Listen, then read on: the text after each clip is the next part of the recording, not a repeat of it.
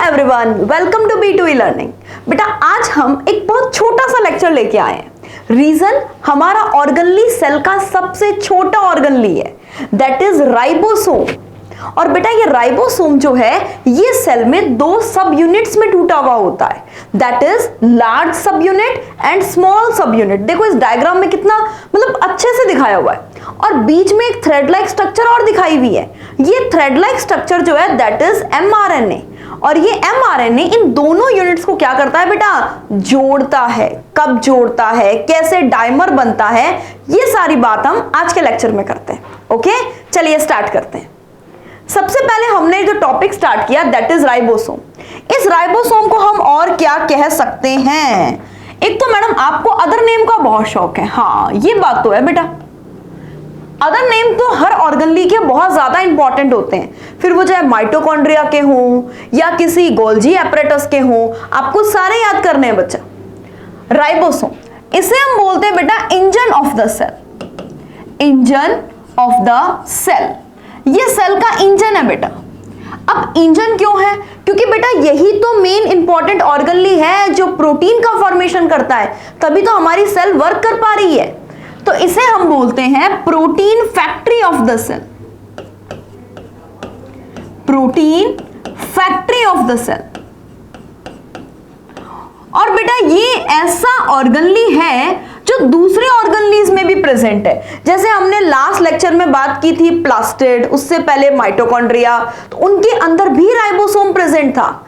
यानी हम इसे क्या कह सकते हैं, organelle with in the organelle. इसे हम कह सकते हैं organelle with in the organelle. Organelle with in the organelle. Done. उसके अलावा बेटा अगर हम बात करें इसकी डिस्कवरी किसने की? डिस्कवरी बेटा ये बहुत छोटे हैं। डिस्कवरी तभी पॉसिबल हुई जब इलेक्ट्रॉन माइक्रोस्कोप की डिस्कवरी हो गई। छोटे छोटे डेंस पार्टिकल हैं, इन्हें सबसे पहले जॉर्ज पैलेड ने देखा एनिमल सेल में 1953 में।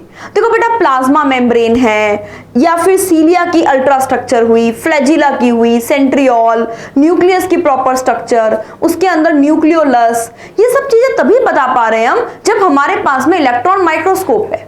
तो बेटा ये तो स्मॉलेस्ट ऑर्गनली है सेल का, it is smallest organelle of the cell. Smallest organelle, तो बेटा इसकी स्ट्रक्चर सबसे पहले जॉर्ज पैलेड ने देखी थी। जॉर्ज पैलेड ने, इसी वजह से राइबोसोम को ही हम और क्या बोलते हैं, पैलेड पार्टिकल्स। इसी वजह से हम इसको पैलेड पार्टिकल्स भी कहते हैं। डन। और ये डेंस पार्टिकल्स जो है ये हमें सबसे पहले एनिमल्स में देख के बताए थे इन्होंने, एनिमल्स में, इन एनिमल सेल।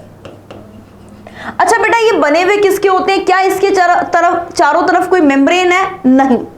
इससे पहले जो भी ऑर्गनली पढ़े हैं ना सब में मेम्ब्रेन थी, ये विदाउट मेम्ब्रेन। बेटा ये नॉन मेम्ब्रेनस ऑर्गनली है, it is non membranes organelle. इसके ऊपर कोई मेम्ब्रेन प्रेजेंट नहीं है, नॉन मेम्ब्रेनस ऑर्गनली है। किससे मिलके बना होता है? दो कंपोनेंट से। न्यूक्लियो प्रोटीन है बच्चा, ये न्यूक्लियो प्रोटीन, एक तो RNA राइबोसोमल RNA, और एक प्रोटीन, दो चीजों से मिलके बना है बेटा ये RNA एंड प्रोटीन। कोई मेम्ब्रेन नहीं है बेटा इसके चारों तरफ, कोई मेम्ब्रेन नहीं है। ये प्रोकैरियोटिक सेल, यूकैरियोटिक सेल सब में प्रेजेंट है। इससे पहले हमने जो भी ऑर्गनली पढ़े थे वो यूकैरियोटिक सेल में थे, लेकिन बेटा ये ऐसा ऑर्गनली है जो सब में प्रेजेंट है, present in both prokaryotes and eukaryotes, prokaryotes and eukaryotes, ये दोनों में प्रेजेंट है बेटा। प्रोकैरियोट्स में भी प्रेजेंट है एंड बेटा यूकैरियोट्स में भी प्रेजेंट है। डन, कोई दिक्कत नहीं। चलिए बेटा इसकी स्ट्रक्चर की जब आप बात करोगे ना तो इसमें दो यूनिट्स हैं, एक तो आपको लार्जर यूनिट दिखेगी बेटा और एक आपको दिखेगी इसमें स्मॉलर यूनिट। ये लार्जर यूनिट जो है ना बेटा, ये लार्जर यूनिट जो है, और ये जो स्मॉलर यूनिट है, स्मॉलर यूनिट आप देखते ही बता देंगे मैम ये कप शेप है, ये कप शेप है, और लार्जर यूनिट जो है बेटा ये इस तरीके से डॉम शेप है, डॉम शेप। डॉम शेप है बेटा। डन, कोई दिक्कत तो नहीं, सिंपल। नेक्स्ट बेटा राइबोसोम के टाइप्स के बारे में अगर हम बात करें, टाइप्स ऑफ राइबोसोम। बेटा अगर टाइप्स के बारे में आप बात करेंगे तो आपको दो टाइप के राइबोसोम देखने को मिलेंगे। एक आपको मिलेंगे प्रोकैरियोटिक यानी 70S, और एक आपको मिलेंगे बेटा यूकैरियोटिक यानी कि 80S। 70S राइबोसोम और एक हम बात करें बेटा 80S। सबसे पहले तो मैम ये बताइए ये S क्या चीज है? बेटा ये S जो है ना, इसको हम बोलते हैं स्वेडबर्ग यूनिट। साइंटिस्ट स्वेडबर्ग की डिस्कवरी के बेस पर स्वेडबर्ग यूनिट। इसका एक मतलब और है बेटा, इसको हम बोलते हैं सेडिमेंटेशन कोफिशिएंट। सेडिमेंटेशन कोफिशिएंट मतलब कोई ऑर्गनली जिसका वेट ज्यादा है उसका सेडिमेंटेशन लेट होगा, उसका सेडिमेंटेशन कोफिशिएंट हाई होगा, तो ये 80S है, साइज में बड़ा है। इसका सेडिमेंटेशन जल्दी हो जाता है, इट मींस ये क्या है बेटा, थोड़ा छोटा है साइज में, प्रोकैरियोटिक 70S, तो इसमें S वैल्यू हमने 70 रख दी। इसका मतलब ये S वैल्यू क्या इंडिकेट कर रही है बेटा, ये इनडायरेक्ट मेजरमेंट है किसका, indirectly denotes size and density. ये इनडायरेक्टली साइज एंड डेंसिटी का मेजरमेंट है। एस का मतलब आप ध्यान रखना, ये भी पेपर के पॉइंट ऑफ व्यू से अच्छा क्वेश्चन बनता है। डन। अब बेटा ये 70S राइबोसोम प्रेजेंट कहां पे होगा? बेटा ये 70S राइबोसोम प्रेजेंट होगा cytoplasm of prokaryote. Cytoplasm of prokaryote, बेटा ये प्रोकैरियोट के साइटोप्लाज्म में होगा, प्रोकैरियोट के साइटोप्लाज्म में। उसके अलावा बेटा, उसके अलावा जो हमने माइटोकॉन्ड्रिया पढ़ा था, प्लास्टिड पढ़ा था, उन सब में प्रेजेंट है बेटा, उन सब में प्रेजेंट है। 80S कहां पे प्रेजेंट है? Eukaryotic cell, cytoplasm of eukaryotic cell, eukaryotes में प्रेजेंट है बेटा, यूकैरियोट्स में प्रेजेंट है। डन। अब कोई हमसे पूछ ले इनकी यूनिट्स क्या क्या है, मतलब क्या दो यूनिट में ना बेटा, ये एक लार्जर यूनिट है, एक स्मॉलर यूनिट है, हम उसके बारे में बात करते हैं। चलिए, अगर मैं सबसे पहले बात करूं 70S की, 70S में बेटा दो यूनिट्स हैं। इस तरीके से 70S में दो यूनिट्स हैं, एक लार्जर यूनिट है बेटा और एक स्मॉलर यूनिट है 70S में, दैट इज 50S, ये लार्जर यूनिट है, दैट इज 30S, ये स्मॉलर यूनिट है बेटा, स्मॉलर यूनिट है। इसी तरीके से बच्चे हम बात करते हैं 80S के लिए, इसमें भी दो सब यूनिट है, इसमें भी दो सब यूनिट है। जो लार्जर यूनिट है dome shape, that is 60S, and बेटा जो कप शेप की यूनिट है, ये 605 नहीं है, दैट इज 60S, और ये हो जाएगा बेटा 40S। डन। बेटा ये जो 50S है, 50S है तो rRNA का ही बना हुआ ना, तो इसमें rRNA कौन सा है? इसमें है बेटा 23S rRNA।